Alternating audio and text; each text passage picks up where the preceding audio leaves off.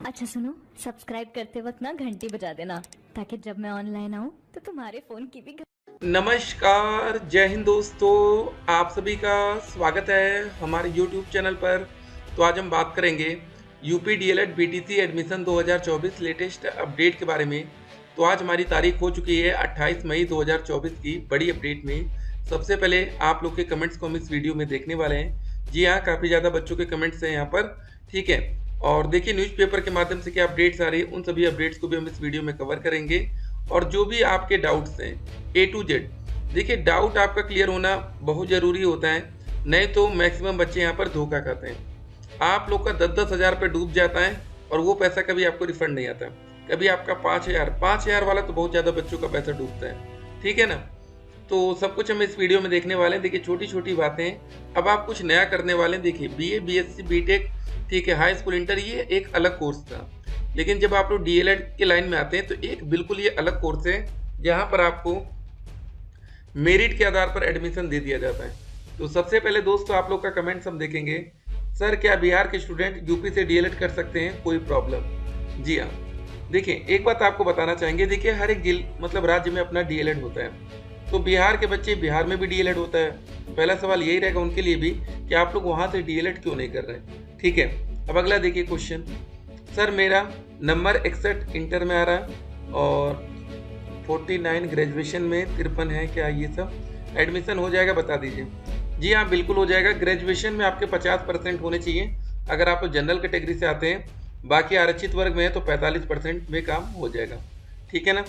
बस ये ध्यान रखना है, यहाँ पर लिखा 49 जी मतलब ग्रेजुएशन में हो सकता है, तो ध्यान दीजिएगा। अगला सवाल यहाँ पर देखिए। सर मेरा नंबर 147 है टोटल, तो मुझे प्राइवेट कॉलेज मिलेगा? अगर 10,000 एडवांस पेमेंट कर दिया तो बाद में 31,000 देना होगा या पूरा 41,000? देखिए पहले एक बात समझ लीजिए, ठीक है। सबसे पहले आप लोग को 5,000 रुपये की पेमेंट करनी पड़ती है। वो कब करनी पड़ती है वो हम आपको बताते हैं। जब दोस्तों आप लोग ऑनलाइन आवेदन की प्रक्रिया कंप्लीट कर लेंगे तो उसके बाद दोस्तों आप लोग की रैंक आती है, स्टेट रैंक जारी की जाती है कि आपकी रैंक है कितनी, ठीक है। अगर मान लीजिए आपकी रैंक 2 लाख आ जाती है, किसी बच्चे की रैंक हो सकता है 50,000 आ जाए, ठीक है, किसी बच्चे की रैंक आ जाए 200 आ जाए। तो सबके लिए यहाँ पर अलग अलग स्लॉटिंग दिया जाता है। देखिए सबसे पहले यहाँ पर जो रैंक आपको मिलती है 1 से लेकर 20,000 तक। अगर आपकी रैंक 20,000 के अंदर या 20,000 तक है या रैंक 1 है आपकी, तो आपको सबसे पहले मौका मिलता है।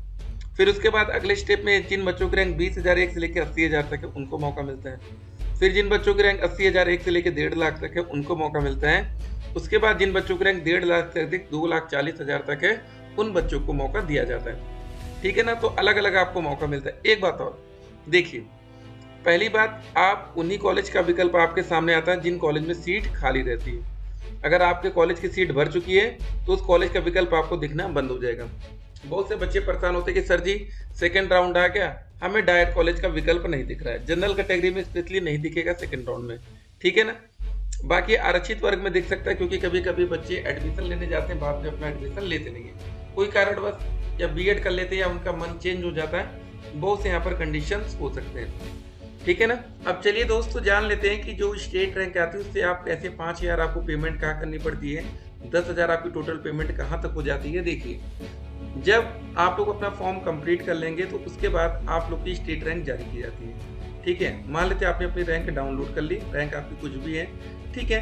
जैसे आपके नंबर बहुत कम है, आपकी रैंक 2 लाख के ऊपर आ रही है, तो फिर आप कंफ्यूजन में रहते हैं सर हमें पेमेंट करनी चाहिए कि नहीं। तो एक ऑप्शन आपके पास आता है डायरेक्ट एडमिशन का, वो भी दोस्तों ठीक रहता है। आपको एडमिशन लेने से मतलब है, चाहे वो डायरेक्ट हो जाए चाहे जैसे हो, ठीक है। तो ये बात आप जरा ध्यान में रखेंगे। उसके बाद देखिए कुछ ऐसे कॉलेज होते हैं जहाँ पर तुरंत ही एडमिशन हो जाता है, सीट फुल हो जाती है। देखिए आप जब डीएलएड में प्राइवेट कॉलेज में जाएंगे या सरकारी कॉलेज में जाएंगे, वहाँ पर सीटें होती हैं। किसी प्राइवेट कॉलेज में 100 सीट की कैपेसिटी होती है, किसी प्राइवेट कॉलेज में 50 होती है, ठीक है ना। ये कोई कंफर्म नहीं होता कि आपके कॉलेज में 100 होगी कि 50। ये बात का आपको खास तौर पर ध्यान रखना पड़ेगा, ये इंपॉर्टेंट बात हम आपको बता रहे हैं। अब मान लीजिए आपके कॉलेज में 98 सीट भर गई या 95 भर गई, तो कॉलेज वाले जो लास्ट 5 या 2 सीटें बचती है ना, वहाँ 41,000 की पेमेंट ना लेकर उसको कर देते हैं 50,000 की, कहीं पर 60,000 बढ़ाकर करते हैं। कहते हैं भैया लेना हो ले लो, नहीं तो हम दूसरे बच्चों को सीट अलॉट करेंगे। तो यहाँ डायरेक्ट एडमिशन में भी दिक्कत आती है, जुगाड़, सोर्स, पानी सब कुछ चलने लगता है। ठीक है, बहुत ध्यान देना इस पर। ठीक है, तो चलिए पहले हम आप लोग के कमेंट्स को पिक कर लेते हैं, नहीं तो किसी बच्चे का कमेंट छूटेगा तो बाद में बच्चे परेशान होंगे। देखिए अगला कमेंट क्या है, सर मैं ओबीसी से हूँ, मेरा हाई स्कूल में 45%, 12वीं में 57 और बीएससी में 58 है, क्या मैं बीटीसी कर सकती हूँ? रिप्लाई में जी हाँ बिल्कुल, आपके जब ग्रेजुएशन में 50% से ऊपर है तो आपको मौका मिल जाएगा फॉर्म भरने का, कोई दिक्कत ही नहीं है। अगला सवाल, सर मेरे हाई स्कूल में 80% है, 12वीं में 87 है, बीए में लगभग 70 है, क्या मुझे गवर्नमेंट? देखिए एक बात आपको बता दें, यहाँ गर्ल वर्सेस बॉयज़ का कोई मतलब नहीं, ठीक है ना। यहाँ पर पहले सिस्टम था कि लड़कियों के लिए सीटें आरक्षित होती थी, लेकिन अब ऐसा नहीं मिलता। चलिए नंबर जोड़ लेते हैं इनके, 80 है, 87 है और लगभग 70 मान लीजिए, ठीक है, क्योंकि देखिए पॉइंट वाले नंबर छोड़ रहे हैं ना यहाँ पर, तो क्या हो जाएगा 80 है ना, तो यहाँ पर हो जाएगा हमारा 7 नंबर, ये हो गया 8 8 16, ठीक है, और 7 23। तो भैया नंबर जबरदस्त है, तो बधाई हो आपको, गवर्नमेंट कॉलेज आराम से मिल जाना चाहिए, ठीक है ना, इनको दिक्कत नहीं होगी। एक बात और आपको बताना चाहेंगे कि काफी बच्चे कहते हैं सर जी सबका नंबर आप जोड़ते नहीं, तो देखिए जिनका चांस बन सकता है उनके नंबर जोड़े जाते हैं। चलिए अगला देखते सवाल, सर बीटीसी का ऑनलाइन फॉर्म कब से भरा जा रहा है? बस अब जून में तैयार रहना है, हम सभी को फॉर्म भरेंगे और ज़्यादा लेट नहीं करना। अगर आपके पास आपका रिजल्ट आ चुका है ग्रेजुएशन का फाइनल ईयर का, तो जितना जल्दी हो सके फॉर्म आप लोग भर दीजिएगा, वेट करने का कोई मतलब नहीं होता। एमए के साथ बीटीसी कर सकते हैं सर जी, देखिए एक साथ 2 रेगुलर कोर्सेज नहीं होते हैं, एक आप प्राइवेट कर लीजिए, दूसरा आप रेगुलर कर लीजिए, ठीक है ना, ये बेटर रहेगा। बाकी बाद में कभी कभी दिक्कत आ जाती है, 2 रेगुलर कोर्सेज बच्चे कर तो लेते हैं सामने में, लेकिन बाद में क्या होता है कभी कोई आपके दुश्मन लोग केस फाइल कर देते हैं, इधर उधर से कुछ पता चल जाता है, फिर आपकी नौकरी खतरे में आती है, तो ध्यान दीजिएगा, ठीक है ना, कोई मतलब नहीं। थैंक्स सर, चलिए वेलकम। तो यहाँ पर परसेंटेज देखिए सर, ओबीसी से हूँ, ग्रेजुएशन में देखिए गजब के नंबर आ रहे हैं यहाँ पर 71%, यहाँ पर आपके बन रहे हैं 87 और 81, ठीक है, 7 1 8 1 9 8 8 16 और 7 23। अब ये देखिए जिन बच्चों के नंबर कम रहते हैं उनको भी इस वीडियो को देखना चाहिए कि भैया आपके साथ ही 239 नंबर पा रहे हैं, 240 नंबर पा रहे हैं। फिर आप लोग कहते हैं सर जी 220 में ये तो बहुत हो जाता है, हमने 70% स्कोर किया, ठीक है, जो कि 210 ही नंबर बनना है। सोचिए मतलब 70% नंबर लाने वाले बच्चे भी मेरिट लिस्ट से बाहर हो रहे हैं, ठीक है, सरकारी कॉलेज की। सर मेरा टोटल 218 ओबीसी से, क्या मुझे गवर्नमेंट कॉलेज मिल जाएगा? आपको बता दें बहुत ही मुश्किल है, बहुत ही ज़्यादा मुश्किल है गवर्नमेंट कॉलेज पाना। सर हाई स्कूल में 75 है, 12वीं में 90, क्या बात है, बीए में 60% है, मिल सकता है, ठीक है, तो चांस है, लेकिन उतना ज़्यादा आपका चांस नहीं बनेगा, क्योंकि ये जो 60 ये 70 हो जाता है तो चांस बढ़ जाता है। सर मैंने बीए हिस्ट्री से और सोशोलॉजी से किया है, क्या मैं बीटीसी मैथ से कर सकती हूँ? देखिए एक बात आपको बता दें, बीटीसी में कोई दिक्कत नहीं होती, जो ये बीएड होता है उसमें सब्जेक्ट कॉम्बिनेशन होता है, जो आप लोग डीएलएड कर रहे हैं ना, यहाँ पर कोई वो नहीं है, 1 to 5 में सभी बच्चे एलिजिबल होते हैं, चाहे वो आर्ट साइड हो चाहे वो साइंस वाले हो, ठीक है ना, कोई दिक्कत नहीं है। Sir wait for your reply please. Sir मैं मुंबई से हूँ, क्या मैं यहाँ बीटीसी का ऑनलाइन फॉर्म भर सकते हैं? एक बात आपको बताना चाहेंगे, उत्तर प्रदेश के बच्चे देश के कोने कोने में, ठीक है, हर जगह रहते हैं, पढ़ाई करते हैं, लेकिन आप मुंबई से, उससे मैटर नहीं करता। लेकिन अगर आपके पास उत्तर प्रदेश का निवास प्रमाण पत्र है और आप मुंबई में रह के पढ़ाई करते हैं तो आप फॉर्म भर सकते हैं। लेकिन अगर आपका यूपी से कोई, ठीक है, कोई मतलब नाता वाता नहीं, दूर रहते हैं, तो फिर आप दिक्कत नहीं। अभी उसका हम आपको नोटिफिकेशन भी दिखाएंगे इसी वीडियो में, ठीक है।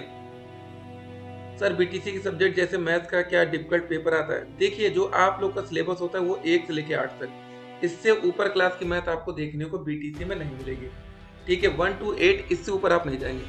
तो जिन बच्चों को लगता है कि हम 1 से लेकर 8 तक की मैथ को सॉल्व कर सकते हैं, वही बच्चे बीटीसी में एडमिशन लीजिएगा, ठीक है। तो एक और मैसेज आता है, आप ऐसे ही डेली अपडेट्स दिया करिए सर, बिल्कुल देंगे, ठीक है। अगर आप लोग अभी तक हमारे यूट्यूब चैनल पर हो तो चैनल को पहले सब्सक्राइब कर लीजिएगा, जिससे आने वाली वीडियो की नोटिफिकेशन आप तक पहुंचे। वीडियो को शेयर भी करना है और लाइक करना तो भैया हर एक बच्चा भूलता है, ठीक है ना। थैंक यू सर, चलिए वेलकम। सर मेरा रिजल्ट नहीं आया अभी। देखिए एक बात आपको बता दें, फॉर्म भरने से पहले या आप जिस दिन आवेदन करने जा रहे हैं, ठीक है ना, उस दिन तक अगर आपका फॉर्म आ जाता है तो कोई दिक्कत नहीं होगी। सर पेपर कब तक होगा? ये डीएलएड एग्जाम की बात कर रहे हैं बच्चे, पेपर अब आपका जुलाई में जाएगा इन बच्चों का, ठीक है ना। सर आपने रजिस्ट्रेशन डेट नहीं बताया इसमें भी, तो रजिस्ट्रेशन डेट हमने क्लियर कर दिया आपको कि हमारा ऑनलाइन आवेदन की प्रक्रिया जून में शुरू होगी। ठीक है, लास्ट ईयर 2 जून से शुरू हो गई थी। देखिए अब ये काम इतना तेज होगा कि आप लोग को पता भी नहीं चलेगा, इसीलिए रोज अपडेट पर ध्यान दीजिए। ठीक है, एक बच्चे का एडिटेड कमेंट आता है, सर प्लीज आंसर कीजिएगा। हाई स्कूल में 71, 12वीं में 74, ग्रेजुएशन में 49। ठीक है, अब यहाँ पर इंपॉर्टेंट ये देखिए, बच्चे ने नंबर परसेंटेज, अगर आपके 49.7% है और आप जनरल कैटेगरी से बिलोंग करते हैं तो आप एडमिशन के ही पात्र नहीं होंगे। अब यहाँ पर आपका आरक्षित वर्ग काम आएगा इस जगह, कैटेगरी ओबीसी से कोई दिक्कत, इनका एडमिशन होगा। अब देखिए मेरी आइडेंटिटी एड्रेस यूपी का है, बर्थ प्लेस बिहार का है। ठीक है, डीएलएड के बाद बिहार में शिफ्ट होने का चाहता हूँ और वहीं से जॉब लेना चाहते हैं, ये पॉसिबल है। देखिए अगर आप लोग यूपी से डीएलएड कर लेते, बहुत क्लियर समझ लीजिएगा, अगर आपने यूपी से डीएलएड कर लिया तो आप यूपी के ही छात्र माने जाएंगे और बिहार में वैकेंसी आएगी तो आप वहां पर एक अदर स्टेट, मतलब स्टेट की तरह नहीं होता है कि आप एक अदर स्टेट स्टूडेंट बन जाएंगे। ठीक है ना, अदर स्टेट के स्टूडेंट बनेंगे, उस तरह ही आपको ट्रीट किया जाएगा। अदर स्टेट में क्या होती है, आजकल सीट्स बहुत कम रहती है, तो इसका ध्यान रखिएगा आप। सर मैं डीएलएड में एडमिशन ले रहा हूँ, डीएलएड से, ठीक है, बट एडमिशन 12वीं बेसिस पे होगा दिल्ली से, मतलब तो क्या एज आगे चल के 6 से 8 की टीचिंग के लिए एलिजिबल हो सकता हूँ। ठीक है, अब देखिए दोस्तों हर जगह का अलग मैटर होता है। जैसे आप यूपी डीएलएड में आते हैं तो यहाँ पर ग्रेजुएशन बेस होता है, यहाँ पर आपकी 6 से 8 में टीचिंग भी लगती है। ठीक है ना, तो आप लोग सोच समझ के एडमिशन लीजिएगा, आप इधर उधर मत भागिए कि हम कहीं से भी कर लें। कभी कभी क्या होती है, यूपी में वैकेंसी आती है तो वहाँ पर यूपी डीएलएड को ज़्यादा प्राथमिकता मिलती है। ठीक है, अगर आप उत्तर प्रदेश के छात्र हैं तो यूपी डीएलएड को पहला प्रेफरेंस में रखिए। ठीक है ना, ज़्यादा दिमाग इधर उधर मत दौड़ाइए। बीएड में ज़्यादा दिक्कत नहीं होती लेकिन डीएलएड में थोड़ा दिक्कत होती है। ठीक है, अब देखिए यहाँ पर शैक्षिक अर्हता एकदम क्लियर है कि साफ साफ लिखा है, यूजीसी से मान्यता प्राप्त विश्वविद्यालय या महाविद्यालय से स्नातक परीक्षा न्यूनतम 50% अंकों के साथ उत्तीर्ण जरूरी है, यहाँ साफ साफ लिखा है। और जो भी बच्चे अनुसूचित जाति, अनुसूचित जनजाति, अन्य पिछड़ा वर्ग, विकलांग, स्वतंत्रता संग्राम सेनानी आश्रित या भूतपूर्व सैनिक स्वयं के अभ्यर्थी को न्यूनतम अंकों में 5% की छूट भी मिलेगी। यहाँ पर एज लिमिट लिखी गई है 18 और 35। जी हाँ दोस्तों, ये मैटर में आप ध्यान दीजिएगा। इसमें मिनिमम एज आपकी 18 साल होनी चाहिए, मैक्सिमम एज आपकी 35 साल। ठीक है, निवास अब यहाँ पर बहुत क्लियर लिखा गया है, ऐसे अभ्यर्थी आवेदन हेतु पात्र होंगे जो उत्तर प्रदेश से स्थायी निवासी हों। प्रवेश के समय होने वाले लेखी जांच में अभ्यर्थियों को उत्तर प्रदेश में अपने गृह जनपद का सक्षम अधिकारी द्वारा प्रवेश की तिथि तक जारी किया गया निवास प्रमाण पत्र प्रस्तुत करना अनिवार्य होगा, अन्यथा की स्थिति में अभ्यर्थी का आवेदन पत्र निरस्त कर दिया जाएगा। ठीक है, बाकी दोस्तों आप लोग के लिए गाइडलाइंस आएगी, नहीं आएगी 2024 वाली, वो हम आपके सामने रखेंगे। इसलिए आप लोग हमसे बिल्कुल कनेक्टेड रहिए कि कोई भी खबर आपसे छूटनी नहीं चाहिए। फिर उसके बाद आप अपनी फीस पेमेंट करेंगे, जो भी मैटर रहेगा। ठीक है ना, और उसके बाद रजिस्ट्रेशन पार्ट 2 में आपका हाई स्कूल इंटर ये सब जाएगा। ठीक है, फिर आप अपनी फोटो और सिग्नेचर अपलोड कर देंगे, बस प्रिंट एप्लीकेशन फॉर्म करना है। उसके बाद ये आपका रहेगा। और देखिए आप कभी कभी 10,000 की आप पेमेंट कर दिए, उसके बाद पता है पैसा फंसता कैसे, ये भी जरा समझ लीजिए। पैसा आपका फंस ऐसे जाता है कि आपके कुछ डॉक्यूमेंट्स में कमियां रहती हैं, गलती रहती है, उस वजह से आप लोग का पैसा फंसता है, ये जरा ध्यान रखिएगा।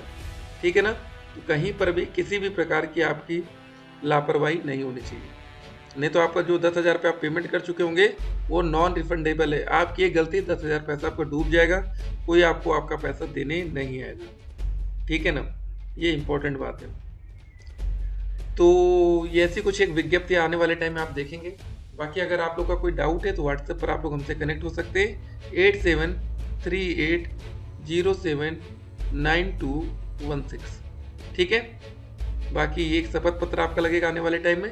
चलिए दोस्तों, मिलेंगे एक और वीडियो में, तब तक के लिए stay connected, have a nice day.